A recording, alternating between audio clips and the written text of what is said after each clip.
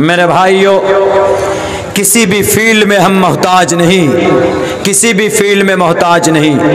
अगर आप मुसलमान हो तो आप अपने घर में सबसे पहले, अगर आप बाप हैं तो औलाद के साथ आपके क्या क्या रवैया होना चाहिए, मोहम्मद रसूलुल्लाह की ज़िंदगी उठाकर देख लीजिए। अगर आप शौहर हैं, अगर आप हस्बैंड हैं तो आपकी बीवियों के साथ आपका क्या बर्ताव होना चाहिए, आप मोहम्मद रसूलुल्लाह की ज़िंदगी देख लीजिए। अगर आप अपने गांव के सरदार हैं तो मोहम्मद रसूलुल्लाह की ज़िंदगी उठाकर देख लीजिए कि मोहम्मद रसूलुल्लाह ने अपने पाक और पवित्र सहाबाए किराम के साथ उनका पाकीज़ा रवैया कैसा था। अगर आप कौम के, समाज के कोई लीडर हैं, अगर आप अपने पंचायत के प्रधान हैं, अगर आप अपने पंचायत के मुखिया और सरपंच हैं तो अपने रियाया के साथ, अपने जनता के साथ आपका कैसा सलूक होना चाहिए, ये चीज़ मोहम्मद रसूलुल्लाह की ज़िंदगी के अंदर मिल सकती है। अगर आप कोई दानिश्वर हैं, अगर आप पढ़े लिखे हैं तो आपका अखलाक और आपका रवैया आपके लोगों के साथ कैसा होना चाहिए, ये तमाम चीज़ें मोहम्मद रसूलुल्लाह सल्लल्लाहु अलैहि वसल्लम ने अपनी ज़िंदगी के अंदर अमल करके लोगों को बताया। इसीलिए कहा गया रहमतुल लिल आलमीन। और एक बात याद रखो कलिमा पढ़ने वालों, रहमतुल लिल आलमीन कहा है। आलमीन का मतलब दोनों जहान, यानी इस दुनिया में और इस दुनिया में कौन लोग बसते हैं। पूरी दुनिया के अंदर मुसलमानों की तादाद 2 अरब, उसके बाद 8 अरब कौन लोग, गैर मुस्लिम, मुशरिक, क्रिश्चियन, जैन, बौद्ध, वो लोग हैं। जुडाइज़म, यहूद और नसारा, भारत में जैन धर्म के लोग, भारत में बुद्धिस्ट लोग, भारत में आदिवासी लोग, और आपके झारखंड की सरजमीन पर आदिवासी, संथाल, दलित, निचले तबके शूद्र जिसको कहा जाता है, शूद्रो ब्राह्मण तामिति ब्राह्मण चैति शूद्र ताम क्षेत्र याति वितरत्वम विघाद्वीच्यम तथे चचा। शूद्र निचले तबके के लोग। मुसलमान कितने हैं? सिर्फ 2 अरब पूरी दुनिया में। और इंसान कितने हैं? 8 अरब। तो रहमतुल लिल आलमीन में क्या मोहम्मद रहमत है, मेहरबान, कृपा है सिर्फ मुसलमानों पर? और जो 8 अरब लोग हैं जो डिसबिलीवर हैं, जो मुशरिकाना, जो काफिराना जिंदगी गुजार रहे हैं, क्या उनके ऊपर क्या रहमतुल लिल आलमीन उनको शामिल नहीं होता है? सब पर होता है। एक सवाल किया था एक अंग्रेज औरत ने एक बड़े राइटर से, कहा कि बताओ तुम मुसलमान हो, तुम्हारे नबी को अल्लाह ने कुरान में कहा कि मोहम्मद रहमतुल लिल आलमीन है, तो क्या सिर्फ मुसलमानों के लिए रहमतुल लिल आलमीन है कि तमाम कायनात के इंसानों के लिए मोहम्मद रहमतुल लिल आलमीन है? एशिया महाद्वीप के लिए मोहम्मद रहमतुल लिल आलमीन है। पाकिस्तान, अफगानिस्तान, बांग्लादेश, हिंदुस्तान के मुसलमानों के लिए ही रहमतुल लिल आलमीन है? सिर्फ मुसलमानों के लिए है कि और भी दूसरे धर्म के लोगों के लिए रहमतुल लिल आलमीन है? इस बात को हमें समझना।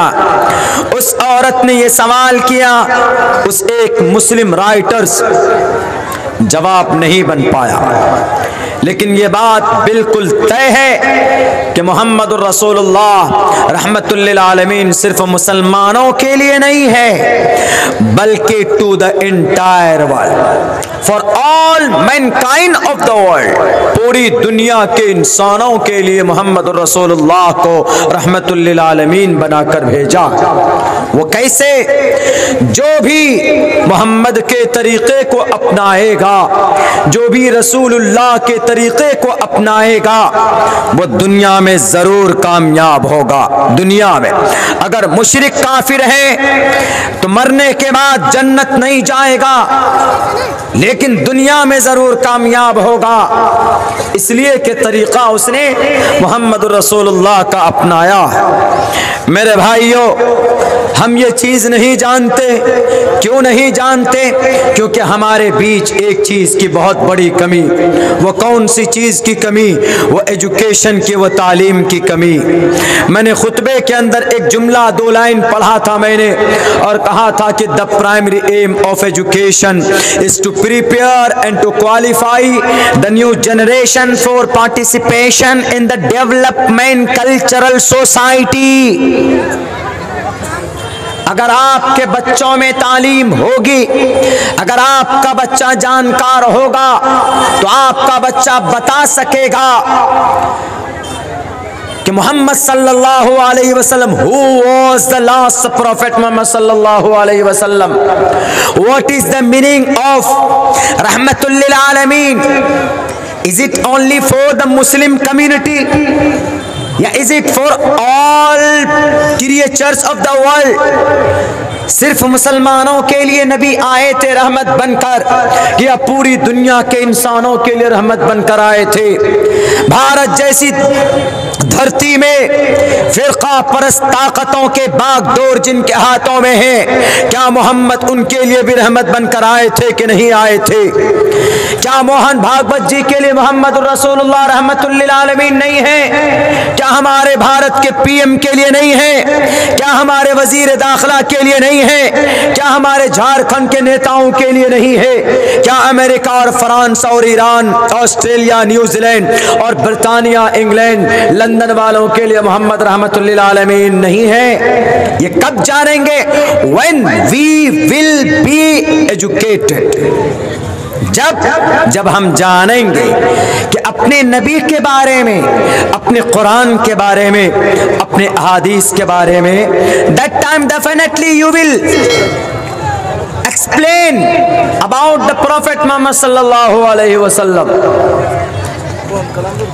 Introduction speeches of the Muhammad sallallahu alaihi wasallam by Rand Paul, एक बहुत बड़ा क्रिश्चियन राइटर है। उसने अपनी किताब में लिखा, उसने कहा there is a first revolution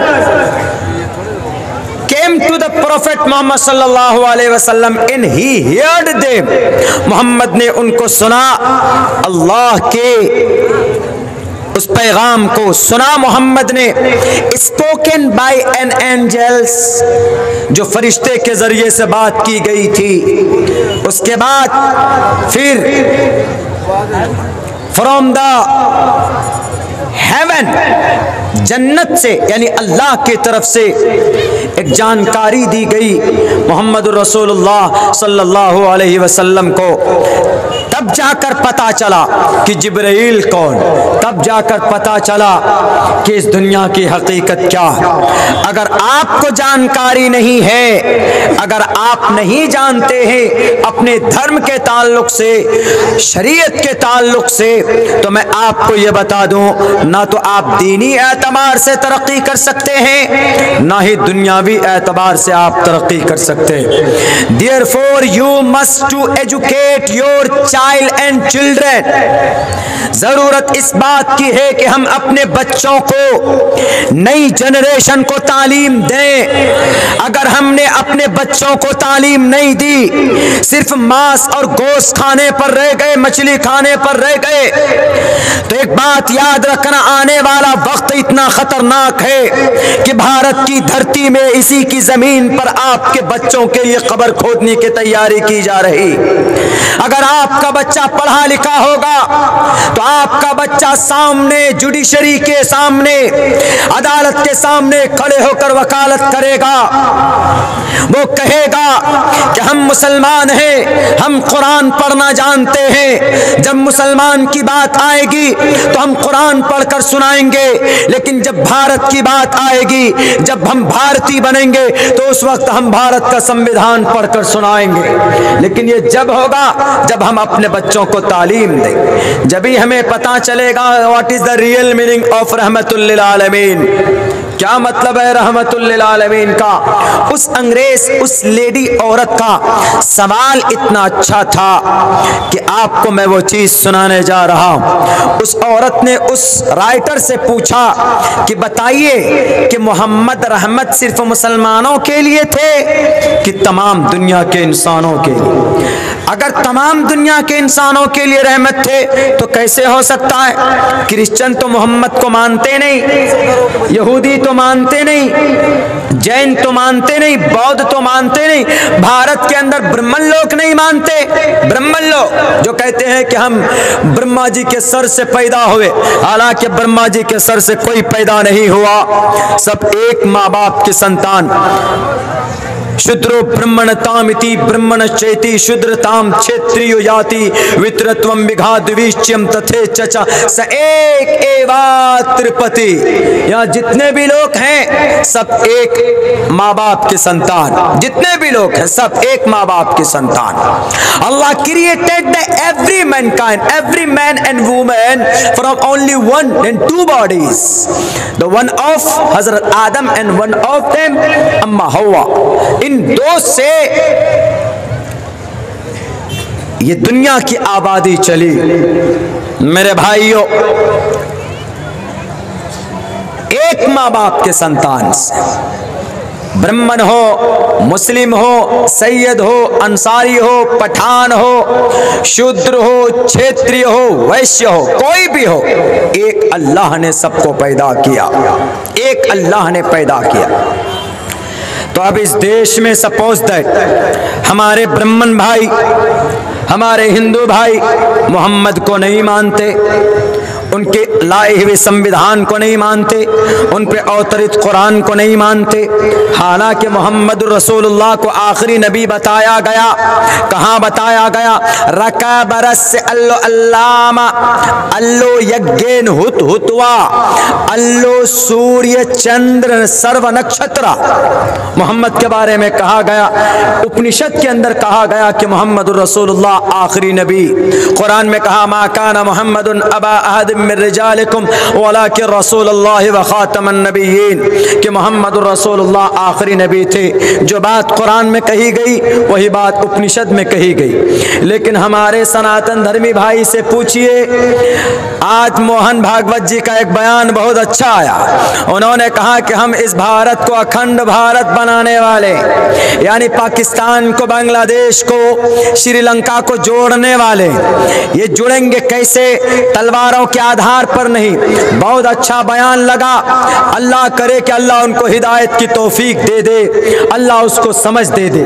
उन्होंने कहा कि हम सनातन धर्म के जरिए से जोड़ेंगे सबको। सनातन मतलब आसमान से जमीन पर आने वाला धर्म से जोड़ेंगे। और आसमान से जमीन पर कौन सा धर्म आया मुसलमानों? इस्लाम धर्म आया। उन्होंने कहा कि हम इसको पूरे जजीरे को, एशिया महाद्वीप को हम अखंड भारत बनाएंगे, यानी एक भारत बनाएंगे। बहुत अच्छा बयान था, हम उनके बयान का सम्मान करते हैं। तो लेकिन कुछ लोग हैं क्या कहते हैं? We don't follow the method of the last prophet. हम मोहम्मद रसूलुल्लाह के कानून को क्यों माने, उनके संविधान को क्यों माने?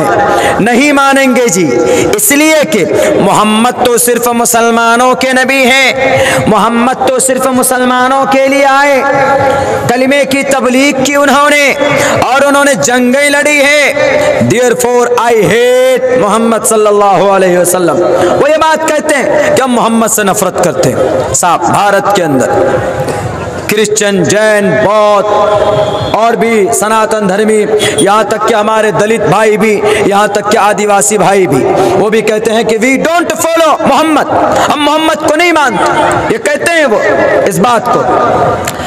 लेकिन अल्लाह ने क्या कहा, रहमतुल लिल आलमीन, हम मोहम्मद को रहमत बनाकर भेज रहे हैं। यानी मोहम्मद रसूलुल्लाह को जो शरीयत दी गई है, जो तरीक़ा रसूलुल्लाह का होगा, जो भी आदमी उस तरीक़े को अपनाएगा वो दुनिया की बड़ी बड़ी परेशानियों से महफूज रहेगा। कैसे? सपोज दैट आप, मोहम्मद रसूलुल्लाह ने कहा जब तुम वज़ू करने जाते हो, जब तुम नमाज का इरादा करते हो, या अय्युहल्लज़ीना आमनू इज़ा कुमतुम इलस्सलाति फ़ग़सिलू वुजूहकुम व अयदियकुम, अपने मुंह को धो, अपने हाथ को धो। मोहम्मद रसूलुल्लाह ने 1450 साल पहले कुरानी जुबान के जरिए से लोगों को बताया कि ऐ लोगों, हाथ धोया करो।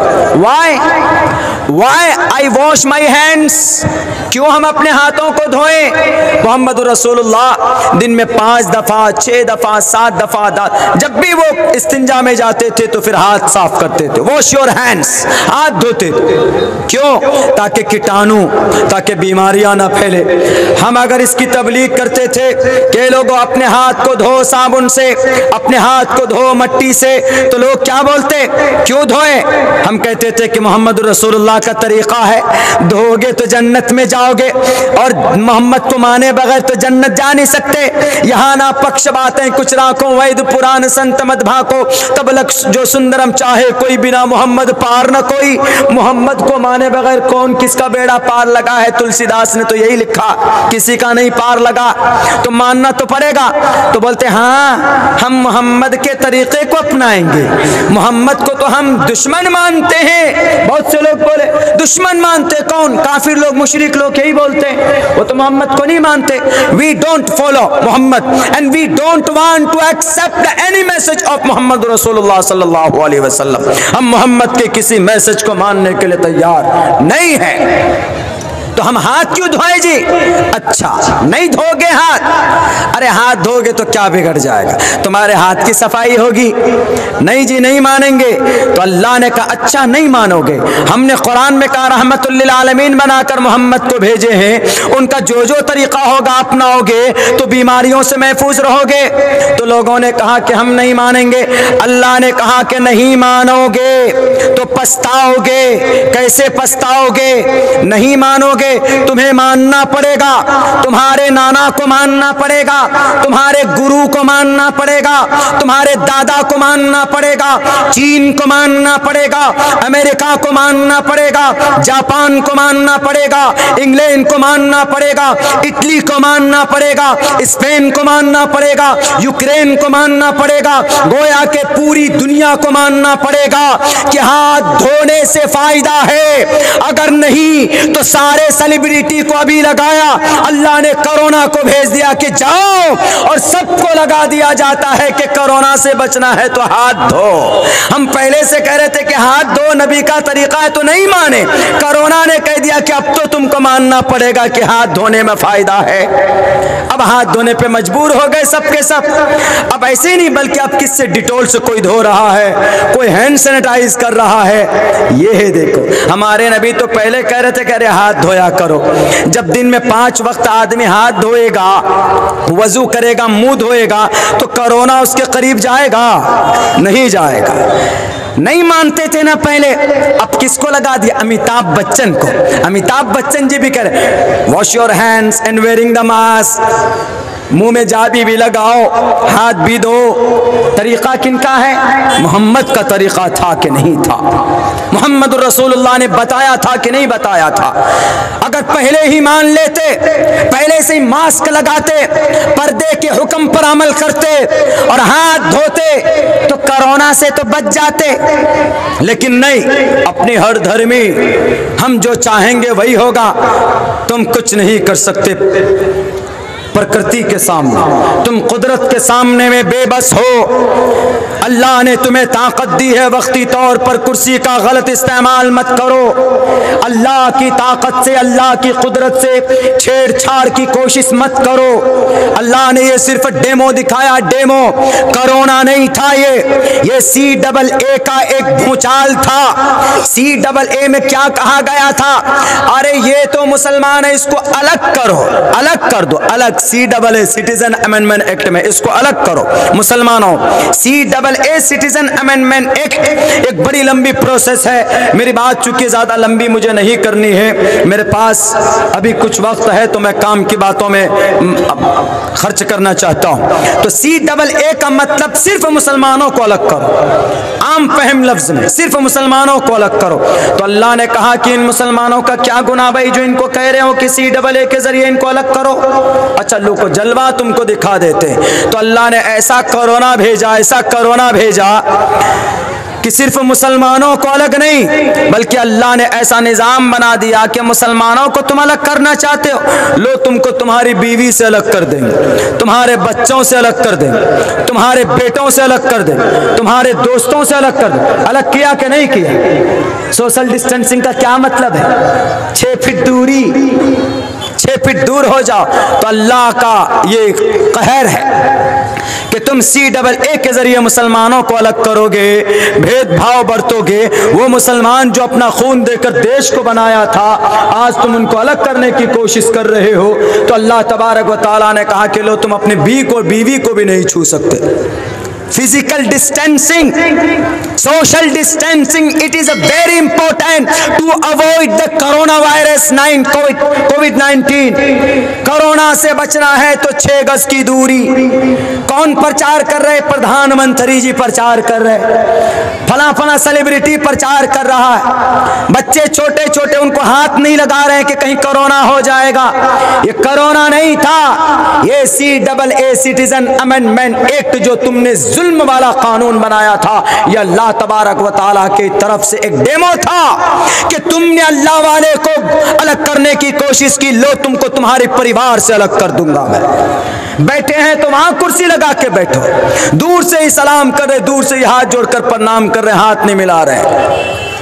ऐसा हो गया कि नाई को बुलाकर बाल काटने की भी अब इतना डर हो गया कि नाई को बुलाकर भी बाल काटने की फुर्सत नहीं हमारे प्रधानमंत्री जी को।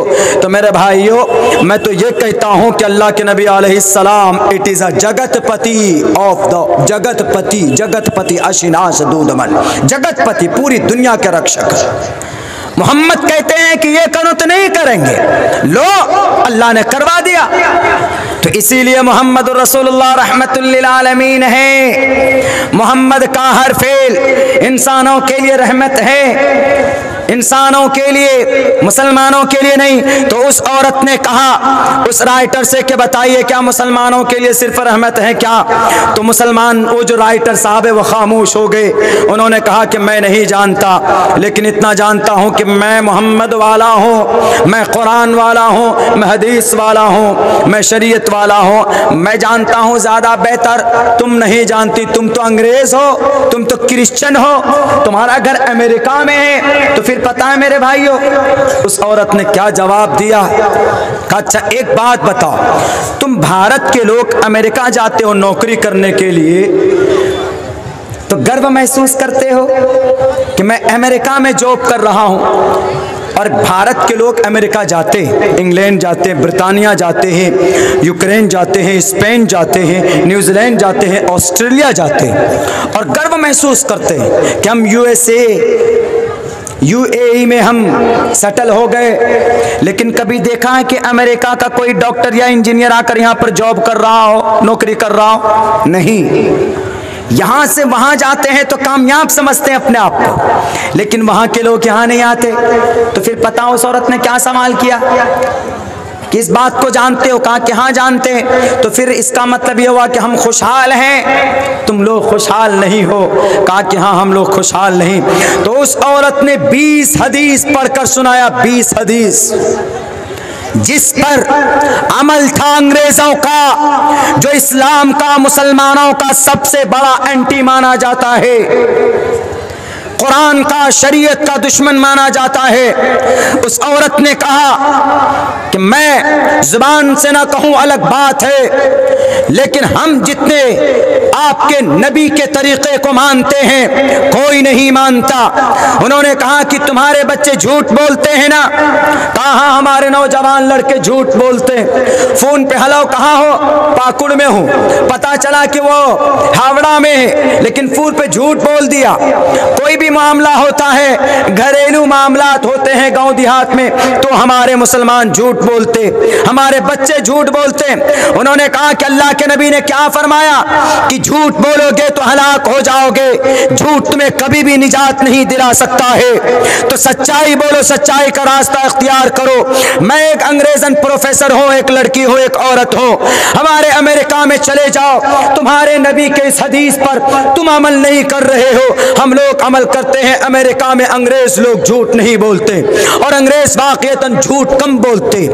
उन्होंने कहा अल्लाह के नबी का फरमान है कि बेईमानी मत करो, किसी को धोखा मत दो, किसी के साथ चीटिंग मत करो। तुम्हारे नबी का फरमान है। कितना अमल करते हो तुम? करते हो? नहीं करते हो। दुकान के बाहर लिखा हुआ है हाज़ा मिन फज़्ल